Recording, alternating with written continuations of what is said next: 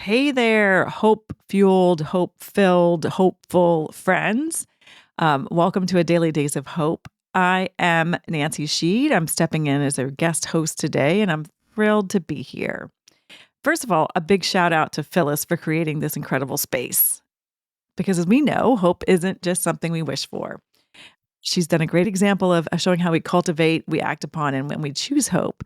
So that's what I want to talk about today. I've just been noticing how hope is showing up in our world right now, and it's been in conversation, and I'm hoping it's been showing up in your life. Literally, I don't know about you, but I just sort of I got the idea for this podcast because I just feel like hope has been on trend and hope is on in the news these days. And it's not in a superficial way. It's not in a way that, that's sort of touchy-feely, but more in a real sort of urgent and powerful way. Just reading over a newsletter from Susan McPherson of McPherson Strategies, and she highlighted that there was a recent Gallup poll, and the Gallup poll was about the attributes that people value in leadership today. And guess what? Hope leads the way as the top attribute that followers are looking for in a leader. Seriously, 64% of followers emphasize the need to see hope from their organizational leaders. People are looking for leaders who inspire optimism and give us reason to believe in the future. I just thought it was fascinating. Of all the leadership traits, that hope was there at the top of it. So, and not just in politics and business. In another way, it was sort of on my radar last week was at a Women in Media event, and Miss Magazine event, and there was a panel of writers and journalists and editors who sort of at the forefront of women in media and covering topics that need to be covered. And after lots of conversation about still talking about and raising the flag of democratic and truth and telling stories that some people are trying not to be told, you can imagine there was a whole feeling about doom and gloom or regressing and everything else. But what was wonderful is that the panel wrapped up on an optimistic note. Noting or quoting, I think this was, I don't know who was actually quoted for saying this, but that hope is a form of resistance.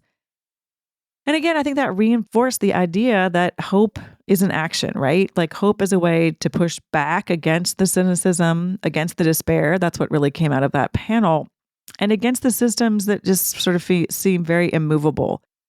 I'd like that takeaway that hope was not passive, and it's actually the opposite. And thinking about it being an action, I also started thinking about it, is it a muscle that we can strengthen and a choice we can make every single day, right? So this is where I wanted to get kind of curious. Like if it's not a wish and it's not sitting back and waiting for something good to happen, how do we make it active in our lives? I personally see hope as living under the umbrella of faith when I think about my value system. And it's that deep belief that even when we can't see the full picture, that something good is possible and it's worth working toward. And I think it's not just seeing, but it's that action of it's worth working toward. I think it's also about seeing potential where others might see obstacles, right? It's the glimmer of hope or the light at the end of the tunnel. And it's about holding on to that possibility that even when things look challenging. So I'm curious, where does hope fit in for you right now? Are you finding it in the news? Is it trending in the news and in conversations or in the words of the leaders that you follow?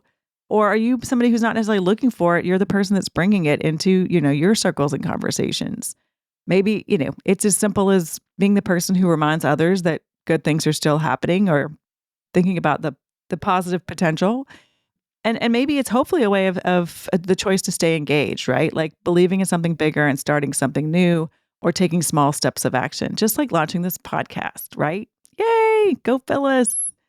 Anyway, we'd love to hear from you. We'd love to know where hope is showing up for you these days and how you're choosing to live it and strengthen your hope muscle.